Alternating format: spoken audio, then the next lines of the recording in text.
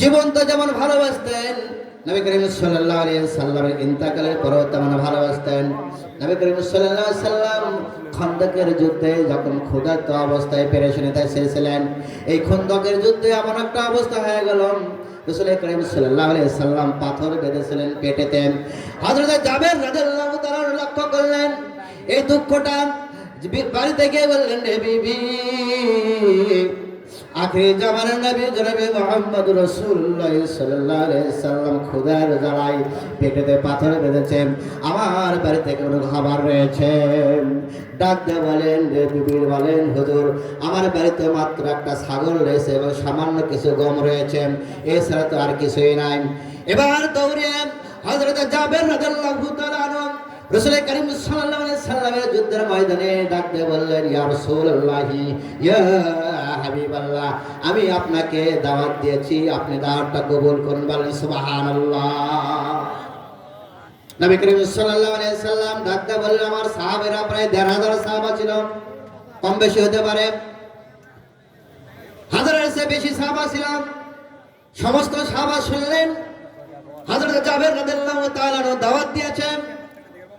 জাবের রাদিয়াল্লাহু তাআলা হতভম্ব হয়ে গেল, ডাক দিয়ে বললেন, ইয়া রাসূলুল্লাহ, ইয়া হাবিবাল্লাহ, আমার বাড়িতে তো একটা ছোট্ট একটা ছাগল রয়েছে, আর কিছু গম রয়েছে, আটা রয়েছে, আমি এতগুলো হাজার লোকদেরকে কিভাবে খাওয়াবো? নবী করিম সাল্লাল্লাহু আলাইহি সাল্লাম বললেন, জাবের, তুমি ছোট্ট ছাগলের গোশতটা রান্না করে রেখে দেব, ঢেকে রাখবা, আর যতটুকু কিছু আটা ছিল আটা খাবের করে উঠে রেখে ঢেকে রাখবা, কখনো খোলা রাখবা না। বলেন আল্লাহু আকবার। এবার জাবের রাদিয়াল্লাহু তাআলা রাসূলের ক্ষুধা পেটেতে পাথর বাঁধা ছিল, এটা আর সহ্য করতে পারে নাই। স্ত্রীকে যা বললেন, রে স্ত্রী, শোনো, ওই ছোট ছাগলটা আমাকে দাও, আমি ছাগলটা একটু জবাই করে নেই। হযরত জাবের রাদিয়াল্লাহু তাআলার দুটো সন্তান ছিল। কয়টা? দুটো সন্তান ছিল। বড় সন্তানকে নিয়ে যখন ময়দানে চলে গেলেন ছাগলকে জবাই করার জন্য, তার ছেলেটা যখন ধরল পান, জাবের রাদিয়াল্লাহু তাআলা ছাগলটা জবাই করলেন, সুন্দরভাবে গোশতটা ভুনা করলেন, ভুনা করে পাতিলের মধ্যে রেখে দিলেন এবং ঢেকে রাখলেন। এবার ছোট আরেকটা ছেলে ছিল ঘুমন্ত অবস্থায়, ঘুম থেকে জাগে বলে, ভাই আমাদের বাগের ছাগল কোথায়? ছোট ভাই বলছে, ভাই, বড় ভাই বলছে, ভাই বড় এই ছাগলটা জবাই করেছে। কি করেছে? জবাই করেছে। ছোট ভাই বলছে, ভাই কিভাবে জবাই করেছে আমাকে একটু দেখাও। এবার বড় ভাই ছুরিটা হাতে নিয়েছে, হাতে নিয়ে ময়দানে চলে গেছে, বাড়ির বাইরে চলে গেছে। যা বলছে, তুমি শোন, আমি দেখাচ্ছি। এবার যখন বড় ভাইটা যখন ছুরিটা হাতে নিয়ে বাবা যেভাবে জবাই করেছিল ছোট ভাইকে ওইভাবে জবাই করেছে। ছোট বাচ্চা কান্না শুরু করে দিয়েছে। মুরগি জবাই করলে যখন লাফাই, এমনই ভাবে লাফাচ্ছে। ওই রাস্তা দিয়ে যাবে, রাদিয়াল্লাহু তাআলা দেখতেছেন তার ছোট ছেলে জবাই হয়েছে। দৌড়ে যখন গেলেন ছেলের কাছে, বড় ছেলে গাছের উপরে চলেছে। এবার ছোট ছেলেকে বাড়িতে নিয়ে যা বলছেন, তার স্ত্রীকে বলছে, দেখো তোমার বড় ছেলে ছোট ছেলেকে কিভাবে জবাই করেছে। জাবের বলল, দেখো এই ঘটনাটা রাসূল করিম সাল্লাল্লাহু আলাইহি সাল্লামকে বলা যাবে না। ঘরের মধ্যে সুন্দর একটা কাপড় দিয়ে ঢাকা রাখলেন, বাড়ির থেকে বের হয়ে গেলেন। বড় ছেলেকে খোঁজার জন্য খুঁজতে খুঁজতে দেখে যে বড় ছেলে গাছের উপরে উঠেছে এবং কি করবে, এবং বড় ছেলে ভয়ে বাবা দাদা ধরতে না পারে গাছের উপর থেকে পড়ে বড় ছেলে ইন্তেকাল করেছে। এমন সংসারের মধ্যে কি অবস্থা! দুটা সন্তান ছিল, সেই দুটা সন্তান কি হয়ে গেল? ইন্তেকাল হয়ে গেল। এদিকে নবী করিম সাল্লাল্লাহু আলাইহি সাল্লামকে দাওয়াত দিয়েছে, তাদেরকে মেহমানদারি করাবেন। এবং স্বামী স্ত্রী দুইজন বললে, দেখো এই দুটি সন্তান আমরা অপর ঘরে রেখে দেবো সুন্দরভাবে। রাসূল কারীম সাল্লাল্লাহু আলাইহি সাল্লামের কে সাহাবায়ে কেরামকে আমরা মেহমানদারি করে খাওয়া দাওয়া করে যখন চলে যাবে, তারপরে আমরা কবরস্থ করব। এবার নবী করিম সাল্লাল্লাহু আলাইহি সাল্লাম যখন বাড়ির মধ্যে প্রবেশ করবেন, জিবরাইল তাকে বলেন, হুজুর আপনি দাওয়াত খেতে যাচ্ছেন, ভালো কথা। খাবার যখন আপনি বসে যাবেন, আপনি বলবেন যে জাবের তোমার দুটা সন্তানকে সামনে না নিয়ে আসা পর্যন্ত আমি রাসূল খাবো না।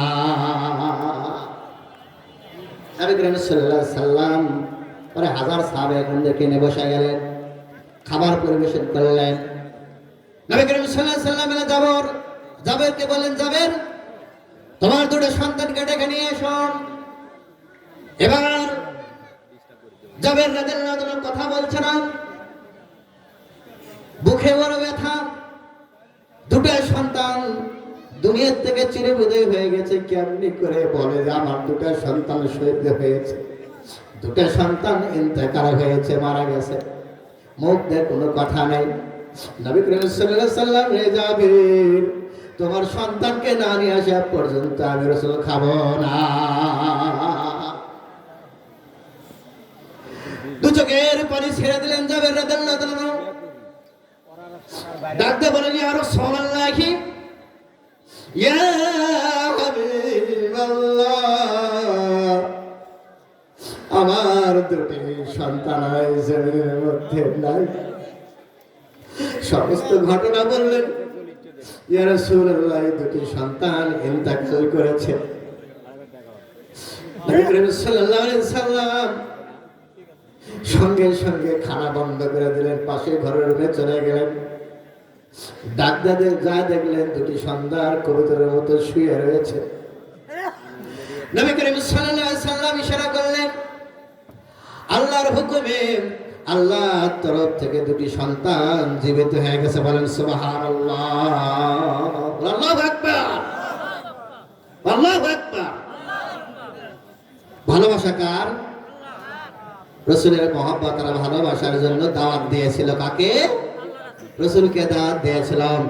নবী করিম সাল্লাল্লাহু আলাইহি সাল্লাম বললেন, আমার সাহাবারা তোমরা গোশত খাবা কিন্তু কোনো হাড্ডি খাবা না, হাড্ডিগুলো রেখে দেবা। সমস্ত সাহাবায়ে কেরাম কি করলো এবং খানা করলো, খানা করার পরে হাড্ডিটা একত্রিত করলাম।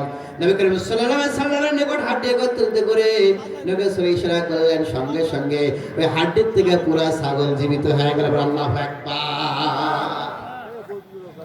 জাবের রাদিয়াল্লাহু তাআলা যা দেখলেন যে ডেকসিতে রান্না করেছিল, পুরা ডেকসি ভরে গোশত রয়েছে। বলেন আল্লাহু আকবার। যা দেখে যে যতগুলো খামির করে রুটি ছিল ওই পাত্রতে ভর্তি রুটি রয়েছে। বলেন সুবহানাল্লাহ। কার মহব্বতে দাওয়াত দিয়েছিল? রাসূলের মহব্বত আর ভালোবাসায়। এই জন্য আমাদের সবার উচিত আল্লাহকে ভালোবাসতে হলে কাকে ভালোবাসতে হবে? কে বলেছেন? আল্লাহ রাব্বুল আলামিন বলেছেন আল্লাহকে ভালোবাসতে হলে আল্লাহ রাসূলকে ভালোবাসতে হবে। রাসূলের মহব্বত আর ভালোবাসা যদি না থাকে তাহলে আল্লাহ আপনাকে ভালোবাসবে না। এমন একজন রাসূলের আগমন ঘটেছে যে রাসূল সাল্লাল্লাহু আলাইহি সাল্লামের আগমনের কথা শুনে সারা পৃথিবীর প্রাণীকুলগুলো সালাম জানান। আল্লাহু আকবার। নবী করিম সাল্লাল্লাহু আলাইহি সাল্লামের মহব্বত আর ভালোবাসায় সাহাবায়ে কেরামের মধ্যে বুক ভরা ছিল। নবী করিম সাল্লাল্লাহু আলাইহি সাল্লাম মক্কা জীবনে যখন একবার বলেছিলেন, আবু বকর এই মক্কা থেকে একদিন আমাদেরকে মদিনায় চলে যেতে হবে রে, আমার সঙ্গে তুমি যাবা। আবু বকর রাদিয়াল্লাহু তাআলা সেই দিন থেকে বিছানায় ঘুমায় না। যেদিন থেকে শুনেছেন সেই দিন থেকে দরজার সঙ্গে গা লেগে তিনি দাঁড়িয়ে বসে বসে তিনি ঘুম পেরেছেন। নবী করিম সাল্লাল্লাহু আলাইহি সাল্লাম যেদিন মক্কা থেকে মদিনায় তিনি হিজরত করবেন, শুধু একটা বার তিনি দরজায় লক করেছেন। লক করার সঙ্গে সঙ্গে আবু বকর দরজাটা খুলে দিয়েছিলাম। নবী সাল্লাল্লাহু আলাইহি সাল্লাম বললেন, আবু বকর, রাসূল বললেন, আবু বকর তুমি কি ঘুমাও না? আমি একবার লক করার সঙ্গে সঙ্গে তুমি দরজাটা খুলে দিয়েছিলে কেন?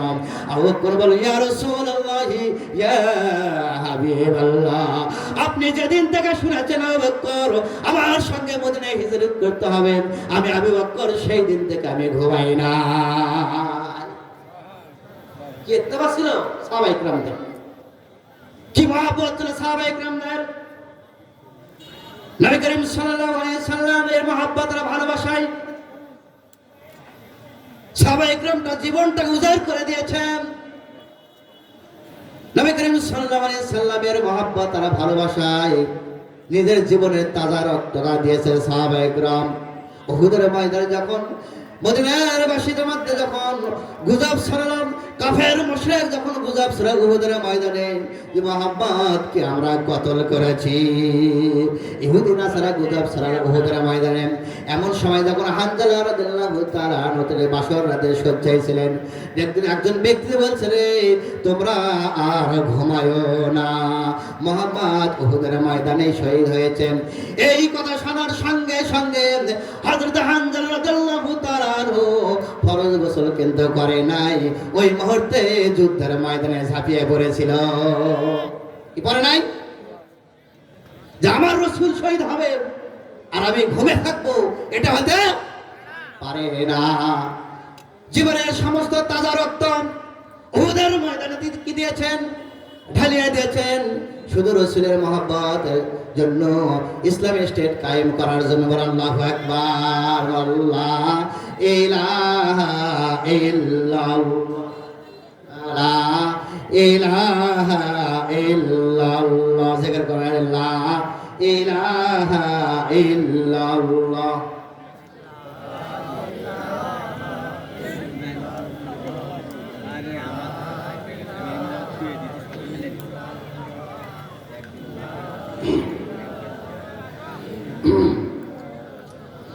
লা ইলাহা ইল্লাল্লাহ মুহাম্মাদুর রাসূলুল্লাহ সাল্লাল্লাহু আলাইহি সাল্লাম। একবার এক উট এসে রাসূল করিম সাল্লাল্লাহু আলাইহি সাল্লামকে সালাম জানালেন। একটা উট এসে বললেন, আসসালামু আলাইকুম ইয়া রাসূলুল্লাহ, আসসালামু আলাইকুম ইয়া হাবিবাল্লাহ। দু চোখের পানি ছেড়ে দিয়ে রাসূলকে সালাম জানাইলেন। নবী সাল্লাল্লাহু আলাইহি সাল্লাম বললেন, উট তুমি কাঁদছো কেন? উট বলছে, ইয়া রাসূলুল্লাহ ইয়া হাবিবাল্লাহ, আমার মনিব যখন আমি শক্তিশালী ছিলাম আমাকে দিয়ে অনেক কাজ করাইছে, কিন্তু আমি এখন বৃদ্ধ হয়েছি, আমি আজ কাজ করতে পারি না। আমাকে ঠিক মতো খাওয়াই না, আমাকে ঠিক মতো পানি দেয় না, আমার সেবা যত্ন নেয় না, আমি আর বিচারে চাই। And the meantime, উটের মালিক এসে হাজির। নবী করিম সাল্লাল্লাহু আলাইহি সাল্লাম বললেন, ইহুদিকে বললেন, এই উটটি কি তোমার? ইহুদি বললেন যে হুজুর এই উটটি হচ্ছে আমার। নবী করিম সাল্লাল্লাহু আলাইহি সাল্লাম বললেন, ইহুদি তুমি এই উটটাকে তুমি ভালোভাবে খাবার দাও না কেন? তুমি উটটাকে ভালোভাবে পানি দাও না কেন? সেবা যত্ন করো না কেন? যখন এই উটটা যুবক বয়সে ছিল তোমাকে বেশি বেশি দুধ দিয়েছে, বেশি তোমাকে তোমার সেবা যত্ন করেছে। সঙ্গে সঙ্গে ইহুদি বলেন, হুজুর আপনি ঠিকই বলেছেন, কিন্তু এই কথাটা আপনি কিভাবে জানলেন? নবী সাল্লাল্লাহু আলাইহি সাল্লাম বললেন, এই উটটাকে আমাকে নালিশ করেছেন। তার উটের ভাষা বুঝতো না? বুঝতো কিনা? উটের ভাষা বুঝতাম। নবী করিম সাল্লাল্লাহু আলাইহি সাল্লাম বললেন, ইহুদি এই উটের কত টাকা নেবা তুমি? সেই টাকা নিয়ে উটটাকে আমাকে দিয়ে দাও। নবী করিম সাল্লাল্লাহু আলাইহি সাল্লাম উটটাকে ক্রয় করে নিলেন। নেওয়ার পর উটটাকে বললেন, উট তুমি আজ থেকে স্বাধীন, তুমি ইচ্ছাভাবে চলাফেরা করতে পারবে। আল্লাহু আকবার। একবার নবী করিম সাল্লাল্লাহু আলাইহি ওয়াসাল্লাম মদিনার বাজারে তিনি কি করতে গেলেন? উট কিনতে গেলেন। কি কিনতে? উট কিনতে গেলেন। শুধু একা উট কিনতে গিয়ে নবী করিম সাল্লাল্লাহু আলাইহি সাল্লামের উটটা হয়েছে পছন্দ। আমার তৎকালীন সময় তো উটের মালিক বেশিরভাগ হচ্ছে ইহুদি ছিল। নবী করিম সাল্লাল্লাহু আলাইহি সাল্লাম উটটা তিনি ক্রয় করলেন। উটটা ক্রয় করার পরে টাকা দিয়ে দিলেন। টাকা দেওয়ার পর নবী করিম সাল্লাল্লাহু আলাইহি সাল্লাম বলে, ইহুদি তুমি আমাকে উটের রশিটা দিয়ে দাও। ইহুদি বিশ্বাসঘাতকতা করল।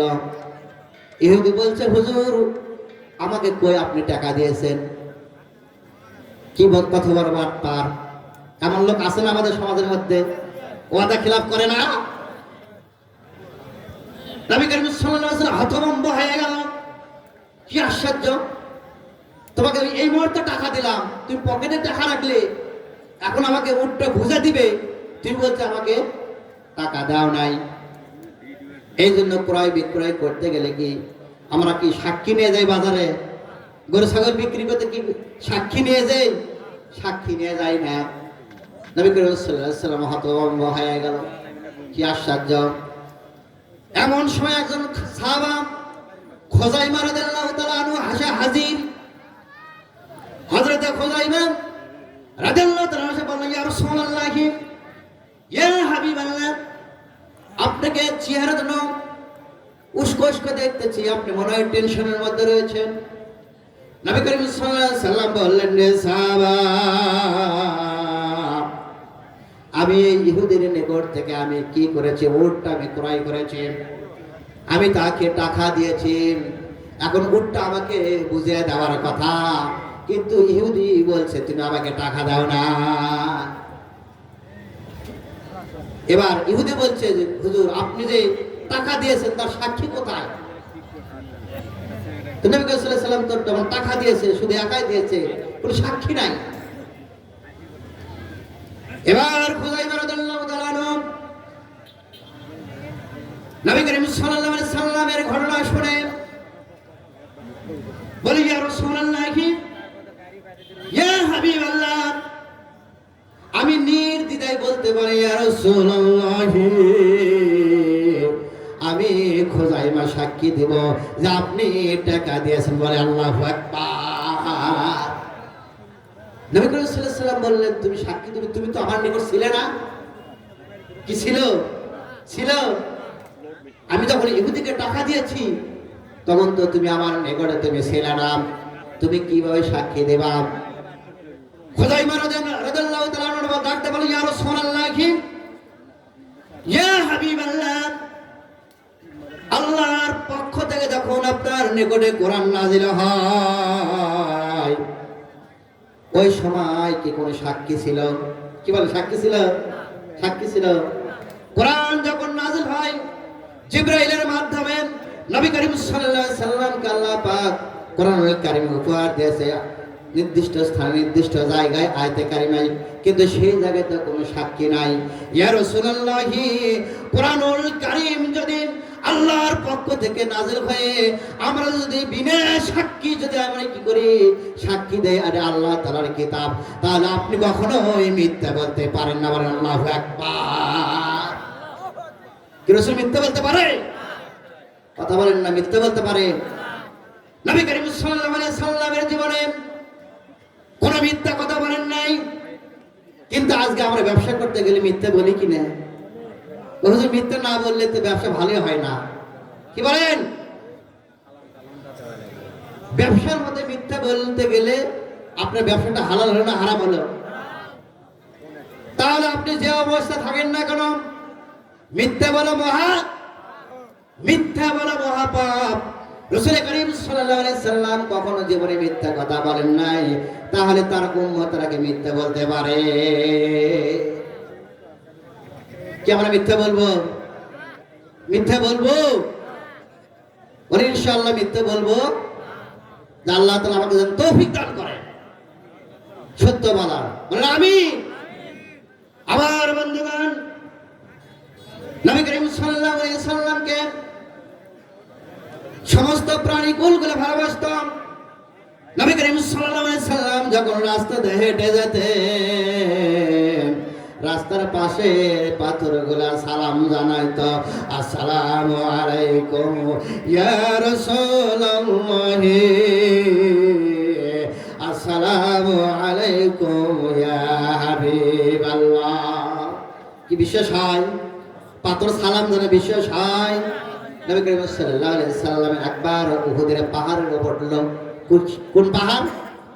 উহুদ পাহাড়ের উপর উঠল। উহুদ পাহাড়টা আনন্দে যেন নাচতেছিল, কাঁপতেছিল, আনন্দতে কাঁপছে। নবী করিম সাল্লাল্লাহু আলাইহি সাল্লাম বলেন, উহুদ তুমি কি জানো না তোমার উপরে একজন নবী রয়েছেন, একজন সিদ্দিক রয়েছেন, আর দুইজন শহীদ রয়েছে। বলেন আল্লাহু আকবার। একজন নবী মানে নবী করিম সাল্লাল্লাহু আলাইহি সাল্লাম, আর একজন সিদ্দিক আবু বকর সিদ্দিক রাদিয়াল্লাহু তাআলা আনহু, আর দুইজন শহীদ হলেন ওমর রাদিয়াল্লাহু তাআলা আনহু। ডাক দা বলেন, ওসমান ভাই, রাসূল তো ঘোষণা করলেন আমরা দুইজন শহীদ হয়ে যাব। আল্লাহু আকবার। তাহলে উহুদ পাহাড় রাসূলকে কি দিয়ে জানাছে? সালাম জানাছে। বলেন সুবহানাল্লাহ। পৃথিবীর সমস্ত প্রাণী কোন রাসূলের কথা বুঝতাম, রাসূলের ভাষাগুলো বুঝতাম। নবী করিম সাল্লাল্লাহু আলাইহি ওয়াসাল্লাম একবার যখন খেজুর পাতার বিছানা ছিল, খেজুর পাতার ডাল দ্বারা মসজিদে নববীতে নবী যখন মসজিদে নববীতে খুতবা দিত, খেজুর পাতার ডালের উপরে যখন ছিল একটা শুকনা কাঠ ছিল। একজন সাহাবা সে বলল, ইয়া রাসূলুল্লাহি ইয়া হাবিবাল্লাহ, আমরা তো আগে গরিব ছিলাম, এখন তো আমরা ধনী হয়েছি হুজুর, এই শুকনা কাঠটা আপনি অন্য জায়গায় রেখে দেন, আমরা কাঠ দ্বারা সুন্দর মেম্বার তৈরি করে দেব। আল্লাহু আকবার।